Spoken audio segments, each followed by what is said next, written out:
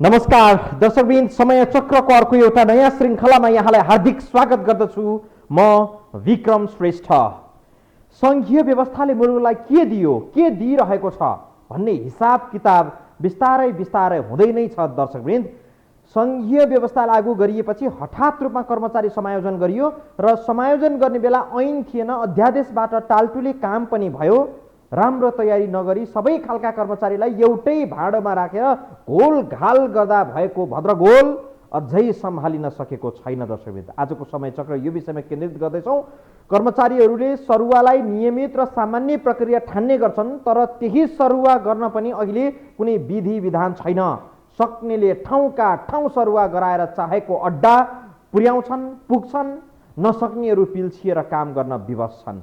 तीन तहका सरकारका लागि चाहिने तिनै खाले कानुन नहुँदा अहिले के भइरहेको छ त भनेर खोज्दै जाँदा भेटियो भद्रगोल नै भद्रगोल। हेरौँ यो रिपोर्टमा। मुलुक सङ्घीय व्यवस्थामा गयो, यसबाट देशले के पायो, जनताले के पाए भन्ने कुरा आगामी दिनमा समीक्षा हुँदै जाला। कर्मचारी प्रशासन वा सङ्घीयता धान्न थप्नुपर्ने जनशक्तिको हिसाब गर्दा चाहिँ स्थिति भयावह देखिएको छ। सङ्घीयता लागू हुनु अघि 78,000 कर्मचारीले देश चलिरहेको थियो। मुलुक सङ्घीय व्यवस्थामा गएपछि कर्मचारीको दरबन्दी 1,38,000 कायम भएको छ। 78,000 कर्मचारीबाट चलिरहेको मुलुकमा अहिले 1,09,000 कर्मचारी कार्यरत छन्। टोटलमा समायोजन प्रयोजनको लागि सङ्घ, प्रदेश र स्थानीय तहको लागि 1,37,000 कर्मचारीको व्यवस्थापन गरियो। त्यसमध्येमा करिब 22,000 प्रदेशको लागि, करिब 48,000 सङ्घको लागि र 67,000 स्थानीय तहको लागि भनेर दरबन्दी क्रिएट गरियो। समायोजन ऐन 2075 अन्तर्गत रहेर करिब 79,000 कर्मचारीहरूको समायोजन भयो। कर्मचारी थपेर जनताले पाउने सेवा सुविधाको गुणस्तर राम्रो भयो कि भएन भन्ने हिसाब हुन बाँकी नै छ। हतारमा लागू गरिएको व्यवस्थाले कर्मचारी प्रशासन चाहिँ 75 सालदेखि नै लथालिङ्ग भताभुङ्ग छ। तीन तहको सरकार गठन भएपछि धेरै कर्मचारीहरू प्रदेश र स्थानीय तहमा जानुपर्छ कि भनेर आतंकित नै भए। तर अहिले बजेट जति सबै स्थानीय तह र प्रदेशमा गएपछि कर्मचारीको रुचि पनि स्थानीय र प्रदेशतिर नै जान थालेको छ। कर्मचारीको रुचि वा चाहना जे जस्तो भए पनि सरुवा र कतिपय अभिलेख गर्न देशमा कानुन चाहिन्छ। कानुनका लागि ऐन संसदबाट पास हुनुपर्छ। 75 सालदेखि कर्मचारी प्रशासनले ऐन खोजिरहेको छ। ऐन बनाउने थलोलाई राजनीति गर्नेहरूले आफ्नो स्वार्थ अनुसार प्रयोग गरिदिन्छन्, जसका कारण दुई पटक त अवैधानिक ढङ्गले संसद भङ्ग नै हुन पुग्यो। सङ्घीय निजामती सेवा ऐन सम्बन्धी विधेयक, प्रदेश निजामती सेवा ऐन सम्बन्धी विधेयक र स्थानीय प्रशासन सेवा ऐन सम्बन्धी विधेयक संसदमा अझै विचाराधीन छ। यो विधेयकका कारण कर्मचारी प्रशासन कतिसम्म प्रभावित भएको छ भने स्थानीय तहका कर्मचारीको सरुवा कुन आधारमा गर्ने भन्ने पनि कुनै नियम छैन। पावर र पहुँच हुनेले जसो गरेर पनि सरुवा गराउने, पहुँच पुर्याउन नसक्नेहरू घर व्यवहार लथालिङ्ग पारेर जागिर खाइरहनु पर्ने अवस्थामा पुगेका छन्। तल गएका कर्मचारीहरू निराश छन्, अनुप्रेरित छन्। उनीहरूको कुनै सुरक्षाको अनुभूति उनीहरूले गर्न सकेका छैनन्। सरकारले हामीले पुरा सुरक्षा गरेको छु भनेर मुखले भन्छ, तर ती कामहरू हुन सकेका छैनन्। सातवटै प्रदेशले अरू केही नगरे पनि कर्मचारी भर्ना गर्न लोकसेवा आयोग चाहिँ गठन गरिसकेका छन्। प्रदेश 2 ले जारी गरेको ऐनमा त्यहाँका कर्मचारीले 60 वर्षको उमेर हद हुने व्यवस्था छ। तर सङ्घीय कानुनले 58 वर्षलाई उमेर हद मानेको छ। कुनै कर्मचारी सङ्घ हुँदै प्रदेश 2 मा गएर 60 वर्ष पुरा गरेर सेवानिवृत्त भयो भने उसले थप काम 2 वर्षको हिसाब कसले गर्ने? त्यो हिसाबको अभिलेख कहाँ राख्ने? अहिले प्रदेश नम्बर 2 बाट निजामती सेवा ऐन जारी भइसकेको छ। अब जारी भइसकेको छ, उहाँहरूले सेवा अवधि 60 वर्ष भनेर कायम राख्नु भएको छ। सो हाम्रो अहिले सङ्घीय निजामती सेवा, यो निजामती सेवा ऐन अन्तर्गत हामी सङ्घीय सरकारमा रहेर काम गर्ने कर्मचारीहरूको 58 वर्षको उमेर छ। त्यो 2 वर्ष अवधि रहेको, 2 वर्षसम्म काम गर्ने, जुन रिटायर हुनुको मुखमा पुगेका त्यहाँ प्रदेशमा समायोजन भएका कर्मचारीको 2 वर्षको त्यो सेवा अवधिको गणना कसले गर्ने? यो र यस्ता अन्य धेरै प्रश्नहरूको जवाफ ऐन जारी भए मात्रै प्राप्त हुन सक्छ। तर जारी हुने ठाउँमा अनेक गल्फती हुन्छ, काम चाहिँ भइरहेको छैन। नयाँ सङ्घीय व्यवस्था अनुसार मुलुक 753 वटा सरकारमा छ। यी सबै सरकारहरू कोही कसैको मातहतमा छैनन्। यी सबै तहले आफ्नो ढङ्गले कर्मचारी भर्ना गर्न थालेका छन्। खरिदारको एक दरबन्दीमा कर्मचारी राख्दा उसले आफ्नो सेवा अवधिभर राज्यबाट 3 करोड रुपैयाँ तलब भत्ताको रूपमा लिइसक्छ। एउटा सामान्य खरिदार राख्दा 3 करोड त खर्च हुन्छ, तर त्यो खर्च धान्न सक्ने हैसियत राज्यसँग छ कि छैन यसको हिसाब गर्ने यहाँ कोही पनि छैन। तर तह तहका सरकारहरूले धमाधम कर्मचारी थपिरहेका छन्। सबैभन्दा बढी कर्मचारी स्थानीय सरकारको मातहतमा छन्। 67,000 कर्मचारी स्थानीय तहमा काम गरिरहेका छन्। 22,000 कर्मचारी प्रदेश अन्तर्गतका संरचनामा छन् भने सङ्घमा 48,000 कर्मचारी छन्। यी मध्ये अहिले पनि हजारौं कर्मचारी एकबाट अर्को तहमा जान खोजिरहेका छन्। अनलाइन मार्फत निवेदन दर्ता गराउनेको संख्या हजारौं छ, तर कर्मचारीले भने झैं सरुवा पाइरहेका छैनन्। पहुँच हुनेले थिचोमिचो गरेर पनि सरुवा लिएर हिँडेका छन्, नसक्नेहरू पिल्छिएर बसेका छन्। उहाँले स्वास्थ्यको कर्मचारीहरूलाई चाहिँ जुन ढङ्गको रुवावासी हुने गरी चाहिँ समायोजन गरे, श्रीमती एक ठाउँ, श्रीमान अर्को ठाउँ रोजेको छ, एउटा नरोजेका ठाउँ गएको छ, खाली छ, त्यहाँ समायोजन गरिएन, पठाइएन, सक्नको लागि हतारो गरेर ती कामहरू गरियो। यसले गर्दाखेरि समायोजन अहिले पनि सकिएको छैन। स्वास्थ्यमा 18,000 कर्मचारीले अहिले पनि निवेदन हालिरहेछन्। सरुवा, बढुवा, दण्ड, पुरस्कार जस्ता व्यवस्था सबैतिर छ। कर्मचारी प्रशासनमा पनि यो आवश्यक छ, तर विधि विधान नहुँदा अहिले कर्मचारी तन्त्र भद्रगोल भएको कर्मचारीहरू नै बताइरहेका छन्। राज्यले दिने सेवा प्रवाह गर्ने प्रमुख पात्रहरू नै कर्मचारी हुन्। कर्मचारीहरूकै मनोबल कमजोर पार्ने, पिल्चाएर काम लिने थितिले सेवाको गुणस्तर राम्रो हुन सकेको छैन। जसको काम जे हो त्यसले त्यही काम गरिदिने हो भने समस्या उहिल्यै समाधान भइसक्थ्यो। आजै हुने काम, अहिले नै हुने कामलाई पनि सरकारी कर्मचारीहरू भोलि आउनु भनेर दुःख दिन्छन् भन्ने जनगुनासो यत्र तत्र सर्वत्र छ। यहाँ त यस्तो भइदियो कि कर्मचारीहरूसँग व्यवस्थापिकाले पनि त्यही खेल खेलिदियो। संसदमा विधेयकहरू विचाराधीन छन्। आज पास होला छैन, भोलि पास होला छैन, तै पनि घिसेपिटी चलिरहेको छ। थप प्रसङ्ग हामी जोड्नेछौँ ब्रेकपछि।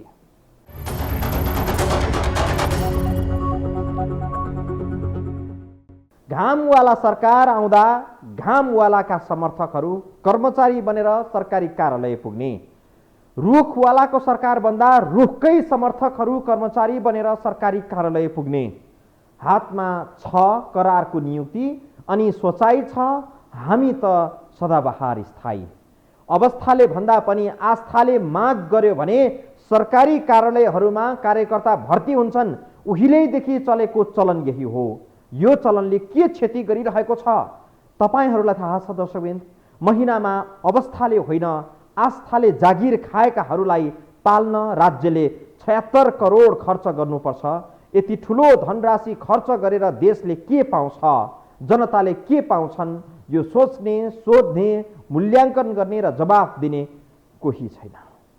देशभरका सरकारी कार्यालयहरूमा करार, अस्थायी र ज्यालादारी कर्मचारीको संख्या 32,000 भन्दा बढी छ। मुलुकको प्रमुख प्रशासकीय केन्द्र सिंहदरबारभित्र मात्रै 10,000 को हाराहारीमा अस्थायी, करार र ज्यालादारी कर्मचारी छन्। निजामती कर्मचारी सम्बद्ध ट्रेड युनियनहरूले भन्ने गरेका छन् करारमा कर्मचारी राख्न बन्द गर्नुपर्छ। आवश्यक भए लोकसेवा आयोगबाट परीक्षा लिएर स्थायी नै राख्नुपर्छ।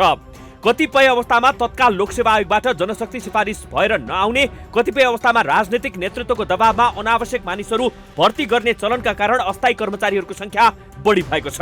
अस्थायी, करार वा ज्यालादारी कर्मचारीलाई नियमअनुसार आवश्यक नपरेको बेला अवकाश दिन सकिन्छ, तर अस्थायी करारका कर्मचारीहरू अखिल नेपाल अस्थायी करार तथा ज्यालादारी कर्मचारी श्रमिक संघ नामक संगठन खोलेर संगठित भएका छन्। यस्ता कर्मचारीहरूले आफूहरूलाई हजुवाको भरमा निकाले सिंहदरबार घेराउ गर्ने भन्दै बेला बेला चेतावनी दिने गरेका छन्।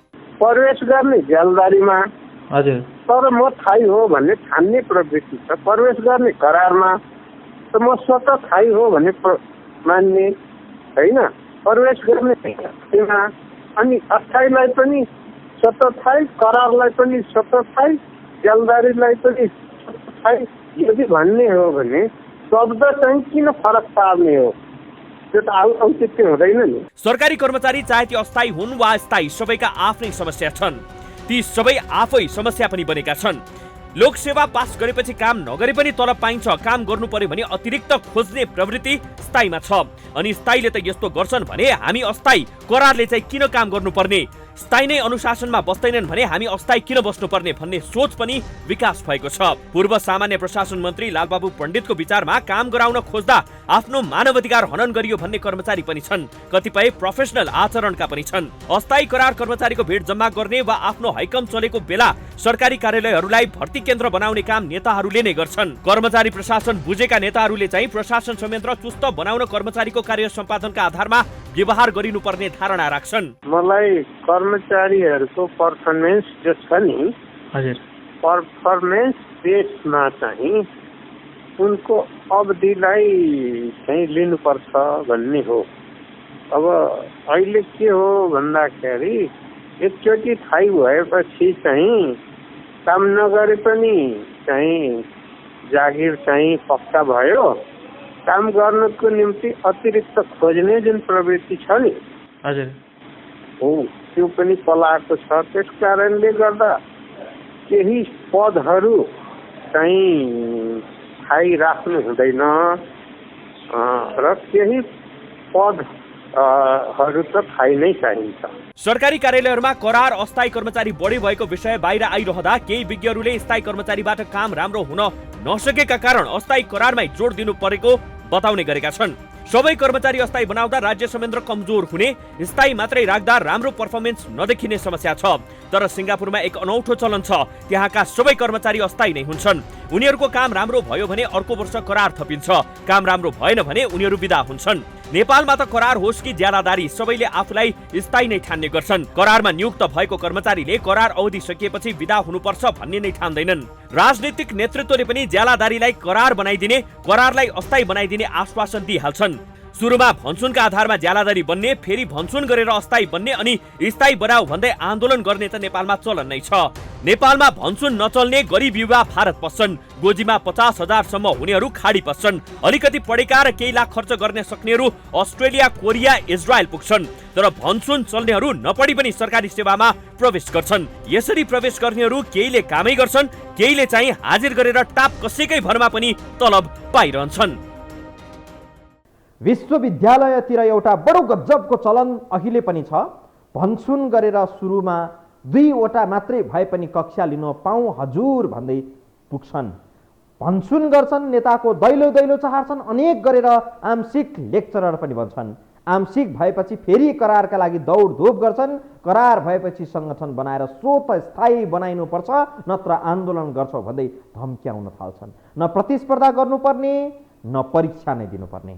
भएन त गजब। हाम्रो देश यस्तै यस्तै पछ्यौटे शैलीमा चलिरहेको छ। हामी विषय र प्रसङ्ग जोड्छौँ यो ब्रेकपछि।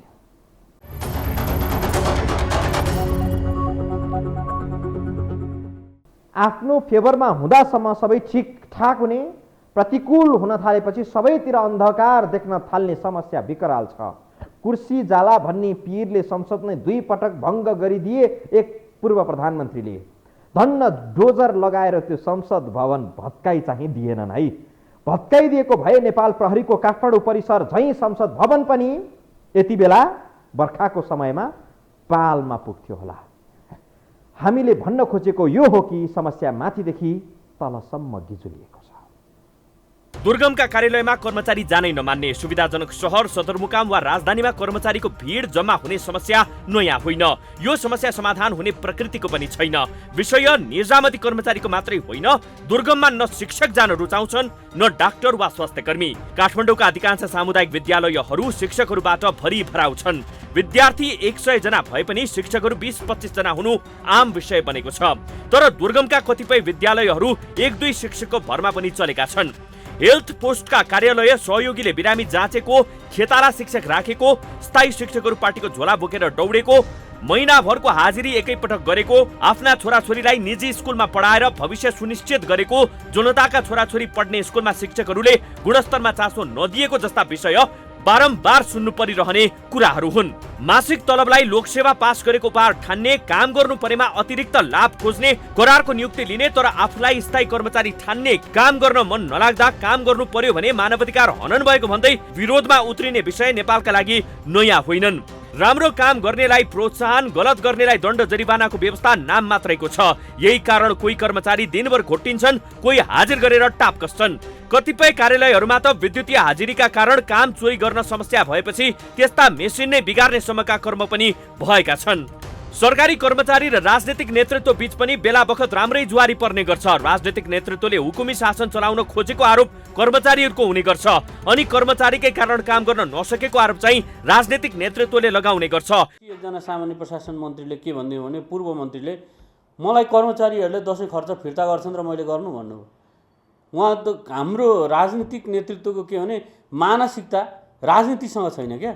उहाँहरूको मानसिकता चाहिँ कर्मचारी भन्दा पनि तल घोर अपर्चुनिस्ट छ र कर्मचारीले को प्रति चाहिँ एकदम बायस भएको लिडरसिप भएको कारणले पनि यो समस्या भएको होला जस्तो मलाई लाग्छ।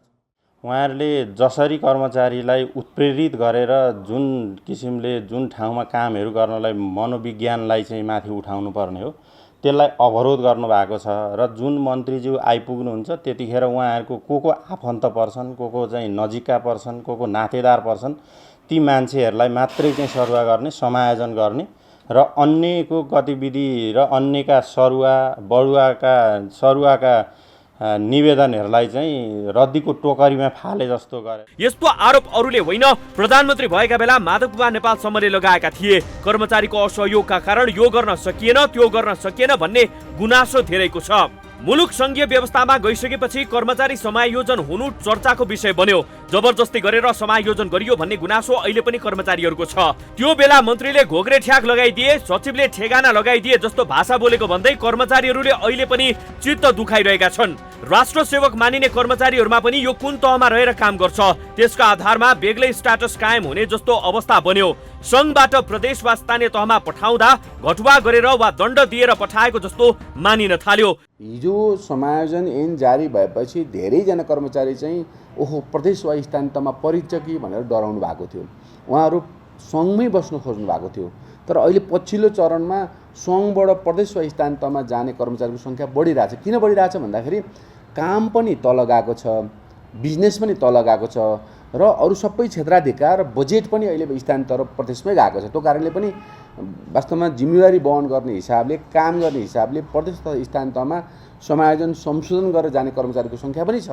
संघीयता सफल पार्न कर्मचारी बाँडफाँड गर्नै पर्ने एकातिर बाध्यता थियो, अर्कोतिर एक क्षेत्र वा कुनै तहमा रहेर काम गरिरहेका कर्मचारीलाई एकैपटक तितर बितर पारिदिँदा कर्मचारीहरूमा ठुलै हलचल भयो। निजामती कर्मचारीहरू प्रोफेसनल भएनन्, सेवा प्रवाहमा गुणस्तर कायम हुन सकेन भन्ने आम गुनासो त छँदैछ। तर कर्मचारीहरूमै भएको समस्याबाट स्वयं कर्मचारीहरू पनि पीडित भएका छन्। संघमा भएको दरबन्दी लुकाइदिने अनि ठाउँ छैन भनेर स्थानीय तहमा सरुवा गरिदिँदा कतिपय कर्मचारीले जागिर नै छाडे। सामान्य छलफल, सामान्य बहस गरेको भए, ट्रेड युनियनहरूले उपयुक्त सुझाव प्रस्तुत गरेको भएदेखि यो विवादित हुँदैन थियो। मात्रै प्रशासन सेवाको कुरा गर्दाखेरि मात्रै 300 देखि 400 कर्मचारीलाई जबरजस्ती हठात रूपमा तल धकेलिएको छ। तिनको वृद्धि विकासको ग्यारेन्टी छैन। त्यसै गरी प्राविधिक कर्मचारीहरूको त्यो ओएनएम गर्दाखेरि चाहिँ वैज्ञानिक तरिकाले गरिएको छैन। ती समायोजनका मुद्दाहरूमा समायोजन सकियो त भनियो, तर समायोजन सकिएको छैन अझै पनि। अधिकृतहरूको अवस्था कस्तो बन्यो भन्नुहुन्छ भने शाखा अधिकृतकै म कुरा गर्छु। शाखा अधिकृतको चाहिँ 296 कर्मचारीहरूको दरबन्दी लुकाएर समायोजन गरियो र चाहिँ ब्रिलियन्ट स्टुडेन्टहरूमा चाहिँ युएसएबाट चाहिँ त्यहाँ एमबिए गरेर फर्केर आएका थिए यहाँ साथीहरू पढ्नलाई, एमपिए गरेर यहाँ चाहिँ नेपालको निजामती सेवामा काम गर्ने, राष्ट्रको सेवा गर्छु भनेर आएका साथीहरू राजीनामा दिएर उतै फर्किनुपर्ने स्थितिहरू बन्यो। अहिले पनि स्वास्थ्य सेवाका 22,000 कर्मचारी सरुवाको पर्खाइमा रहेका छन्, तर तिनको माग सम्बोधन हुन सकेको छैन। कर्मचारी र राजनीतिक नेतृत्व बीच बेला बखत राम्रै जुहारी चल्छ, तर चाहिने बेला चाहिँ राजनीतिक नेतृत्वलाई पनि आफू अनुकूलकै सचिव चाहिन्छ, आफू अनुकूलकै कार्यकारी निर्देशकहरू पनि चाहिन्छन्। विकास समिति, बोर्ड, कम्पनी आदि आदिमा पनि आफू अनुकूलकै कर्मचारी चाहिन्छ। कर्मचारीहरू पनि आस्थाका आधारमा बाँडिएका छन्। दर्शकवृन्द, मुखमा हामी राष्ट्र सेवक, मनमा कसैको जय नेपाल, कसैको लाल सलाम, लाल अभिवादन। यस्तै छ देशको हाल। दर्शकवृन्द, समय चक्रको साथै यस टेलिभिजनका सम्पूर्ण समाचार बुलेटिन कार्यक्रम यो हो टेलिभिजन.com, यो हो खबर.com, युट्युब अनि फेसबुकमा पनि पढ्न र हेर्न सक्नुहुनेछ। मोबाइलमा यो हो टिभी एप डाउनलोड गरी हामीलाई प्रत्यक्ष हेर्न सक्नुहुनेछ। आजलाई चाहिँ समय चक्रको प्रस्तुति सकियो। बिदा दिनुहोस्। नमस्कार।